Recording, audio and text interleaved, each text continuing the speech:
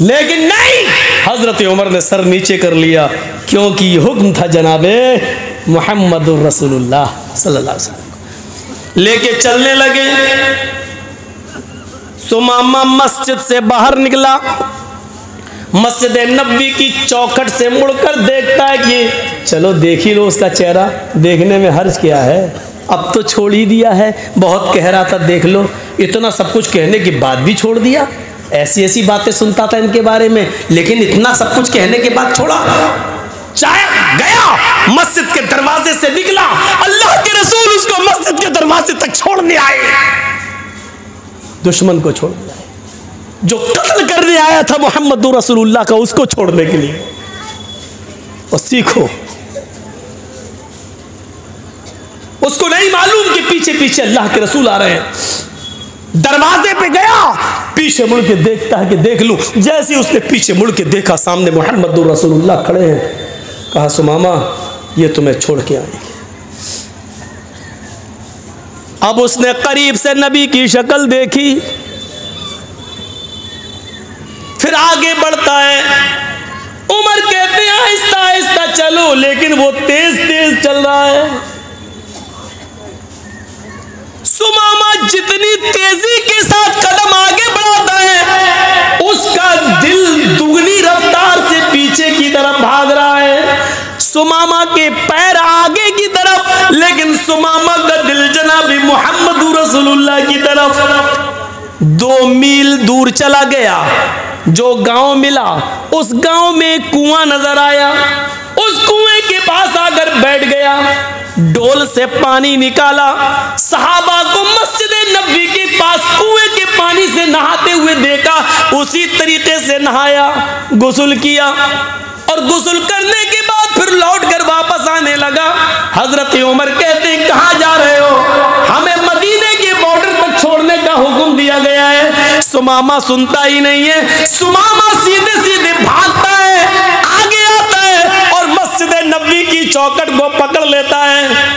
कहता है मोहम्मद इब्ने अब्दुल्लाह, अल्लाह के नबी अभी भी मस्जिद नबवी में बैठे हुए थे, अपने सहाबाए किराम के साथ कच्ची जमीन पर बैठे हुए थे, हाँ मिट्टी के ऊपर बैठे हुए थे।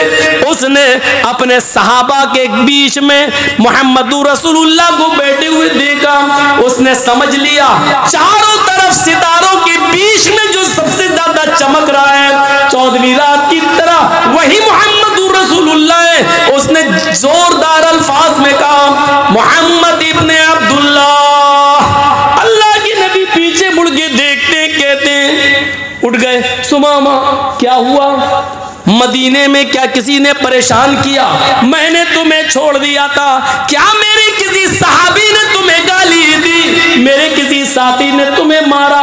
उमर को भेजा था तुम्हारे साथ बॉर्डर तक छोड़ने के लिए, फिर क्या बात है कि तुम यहाँ आ गए हो? क्या उमर ने तुम्हारी गर्दन पे तलवार रखी? जवाब देता सुमामा रोते हुए, नहीं अल्लाह के नबी ऐसा कुछ नहीं है, मैं अब कैद हो गया। जब रस्सी से बंधा था तो आजाद था, जो मन में आता था बोलता था, आपके खिलाफ भी जहर उगलता था, लेकिन जब आपने मुझे आजाद कर दिया तो हकीकत में वो आजादी नहीं दी, आपने मुझे अपने दिल का गर्विदा बना लिया है, अपने अखलाक के रस्सी में बांध दिया है। मुझे माफ करके मेरे बीवी और बच्चों पे एहसान करके आपने मुझे खरीद लिया है। ऐ मोहम्मद इब्ने अब्दुल्लाह, यमामा का गवर्नर था, आज गवर्नरी का ताज उतारता हूं और मोहम्मद के पैरों के जूते साफ करने के लिए, मोहम्मद की गुलामी करने के लिए तैयार हूं। मुझे भी अपना गुलाम बना लो, मुझे भी अपने मजहब में ले आओ, मुझे भी इस्लाम से जोड़ दो। अशहदु अल्ला इलाहा इल्लल्लाह व अशहदु अन्ना मुहम्मदन अब्दुहु व रसूलुहु, ये कलमा पढ़ता है और सुमामा जनाब मोहम्मद रसूलुल्लाह का सच्चा उम्मती बन जाता है। एक यहूदी है, कैदी है और इतना बड़ा मुजरिम है कि उसके जुर्म के हिसाब से उसकी सजा कत्ल है। लेकिन उसको माफ़ कर रहे हैं मोहम्मद रसूलुल्लाह।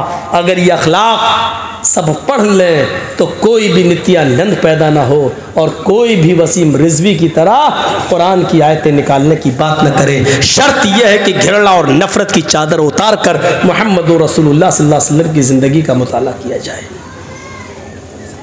कैदियों के साथ ये हुस्न सलूक, इंसानियत का ऐसा दर्स, इंसानियत का ऐसा सबक हमें दुनिया की किसी किताब के अंदर नहीं मिलता है। कहां है इंसानियत आज? पड़ोसी पड़ोसी को खाया जा रहा है, दोस्त दोस्त को खाया जा रहा है, एक दूसरे का हरीफ बना है।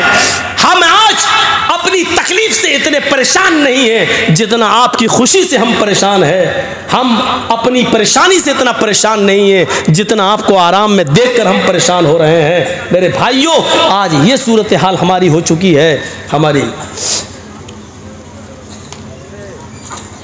12 साल का बच्चा बीमार होता है, यहूदियों का, यहूदी का बेटा है, अल्लाह के नबी का सर दबा दिया करता था, मोहम्मदुर रसूलुल्लाह का कभी कभी पैर दबा दिया करता था। सहाबा को आप दर्स देते थे तो वो यहूदी बच्चा नबी की महफिल में बैठ जाया करता था, बातें सुनता था। उसका दिल था अल्लाह के रसूल की बातों पर ईमान लाने का, लेकिन घर जाता तो उसका बाप उसको डांटता था और मारता था, इसलिए वो बाप के डर से इस्लाम नहीं लाता था। लेकिन नबी को मालूम था कि वो बच्चा यहाँ आता है, सहाबा किराम के साथ बैठकर मेरी बातें सुनता है। आज पता चला कि वो 12 साल का बच्चा यहूदी का बीमार हो गया है। अल्लाह के नबी चंद सहाबा को लेते हैं और कहते हैं चलो उस बच्चे को देखने चलना चाहिए जो यहाँ आता था, बैठता था, मेरा दर्द सुनता था। ओ सुनो, बीमार है कौन? यहूदी का बेटा। कौन? जो अभी मुसलमान नहीं हुआ है, उसकी आयादत के लिए जा रहे हैं। कौन? जनाब मोहम्मद रसूलुल्लाह। इस्लाम हमें ये सबक पढ़ाता है कि कोई भी आदमी बीमार हो उसको देखने के लिए जाओ। हिंदू और मुसलमान के चश्मे से, यहूदी और ईसाई के चश्मे से नहीं, इंसानियत के चश्मे से देखो और उसको देखने के लिए जाओ। अल्लाह के नबी वहां जाते हैं और उसके सर के पास जाकर बैठ जाते हैं। वो बच्चा सिसकियां ले रहा था, उसकी रूह उखड़ रही थी, उसकी सांसें चल रही थी और उखड़ने के करीब थी, सिसकियां ले रहा था। बस चंद लम्हों का मेहमान था इस दुनिया में। वो अल्लाह के नबी को देखने लगा, फिर अपने बाप को देखता। अल्लाह के नबी ने उससे कहा, बेटे कुल ला इलाहा इल्लल्लाह, ला इलाहा इल्लल्लाह पढ़ लो, ला इलाहा इल्लल्लाह कह लो। उस बच्चे ने अपने बाप को देखा, बाप ने समझ लिया कि मेरा बेटा अल्लाह के नबी की सफ में बैठता था, बातें सुनता था और घर आकर कहता था कि हमें उनकी बातें अच्छी लगती हैं, हम मोहम्मद सल्लल्लाहु अलैहि वसल्लम पर ईमान लाना चाहते हैं। मेरा बेटा आखिरी वक्त है फिर भी मोहम्मद रसूलुल्लाह को देके चला जा रहा है। इसका मतलब यह है कि आखिरी वक्त में उसका दिल नबी की बातों पर मुतमईन है। बाप ने इशारा कर दिया, हाँ बेटे, मैं पूरी जिंदगी तुम्हारी जो तुम्हें नहीं करने दिया, आज तुम्हें आजादी देता हूँ। मोहम्मद जो कह रहे हैं, अबुल कासिम जो कह रहे हैं, उनकी बात मान लो। तुम भी तो उन पर ईमान लाना चाहते थे, पढ़ लो।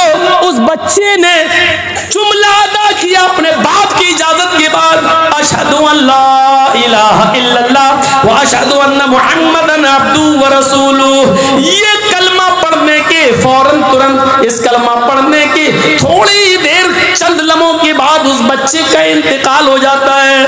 अल्लाह के नबी की आंखों में आंसू आते हैं और खड़े हो जाते हैं उसके बिस्तर से और कहते हैं अल्हम्दुलिल्लाहिल्लज़ी अनक़ज़हु मिनन नार। सारी तारीफ उस अल्लाह के लिए जिस अल्लाह ने इस बच्चे को आखिरी वक्त में जहन्नम के अजाब से बचा लिया, दोज़ख की आग से बचा लिया, इस बच्चे की मग़फ़िरत फरमा दी, आखिरी वक्त में इसको कलमे की तौफीक अता फरमाई। अल्लाह ने इस बच्चे पर रहम किया। सारी तारीफ उस अल्लाह के लिए। गौर करो, इंसानियत का ऐसा सबक कि 12 साल के बच्चे तक को देखने के लिए पहुंच जाए।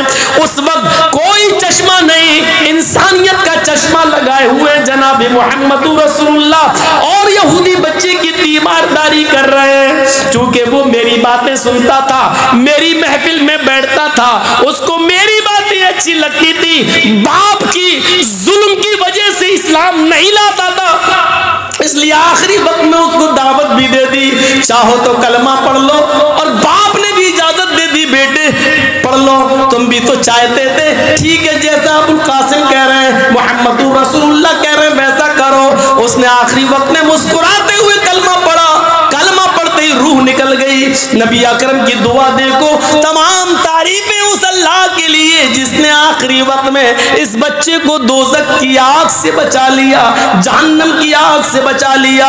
ये इंसानियत का सबक है। खुद अल्लाह के नबी अपने चंद सहाबा के दरमियान बैठे हुए हैं, अपने चंद साथियों के दरमियान बैठे हुए हैं। यहूदी का एक जनाजा आया, यहूदी का जनाजा आ रहा है। जनाजा जैसे ही करीब आया, अल्लाह के नबी खड़े हो गए, अल्लाह के नबी खड़े हो गए और उस जनाजे के साथ चंद कदम चल दिए। सहाबा किराम ने देखा, अल्लाह के नबी खड़े हो गए। जनाजा जब आगे गुजर गया तो सहाबा ने कहा, अल्लाह के रसूल, एक यहूदी का जनाजा देखकर आप खड़े हो गए। यहूदी, वो यहूदी जिसकी मुखालिफत आप करते हैं, वो यहूदियत जिसके बारे में अल्लाह के आप फरमाते हैं कि मुझे यहूदियों की मुखालिफत करने के लिए भेजा गया। खालिफुल यहूद, यहूदियों की मुखालिफत करो। वो यहूद